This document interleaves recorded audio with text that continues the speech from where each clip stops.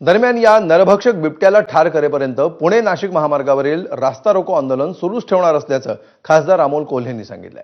या बिबट्यानं आतापर्यंत तिघांचा जीव घेतलाय। यानंतर बिबट्याच्या दहशतीत असलेल्या ग्रामस्थांनी वन विभागाचं कार्यालय पेटवलं आणि त्यानंतर आता रास्ता रोको करण्यात येतोय। वन मधून वाघ काढण्यासाठी आपण प्रयत्न करतोय। जरी नसबंदीच्या संदर्भामध्ये आपण मागणी करतो ती गोष्ट होत असली तरी तुम्ही मी कोणी सांगू शकत नाही की उद्या वाघाची नसबंदी झाली तर त्याचं प्रमाण कमी होईल, पण म्हणून तो हल्ला करणार नाही हे सांगता येणार नाही।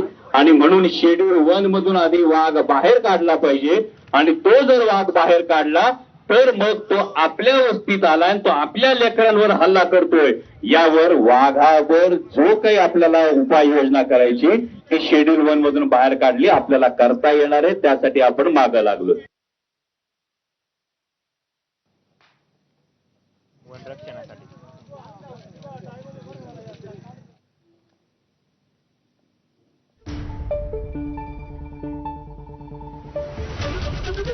तर बिबट्याच्या हल्ल्यावरून अमोल कोल्हेंनी मुख्यमंत्र्यांना देखील इशारा दिलाय। कबुतरांसाठी मुख्यमंत्र्यांना बैठक घेता येते, मात्र बिबट्याच्या प्रकरणामध्ये देखील मुख्यमंत्र्यांनी तितक्याच तातडीनं लक्ष घालावं असं अमोल कोल्हेंनी म्हटलंय।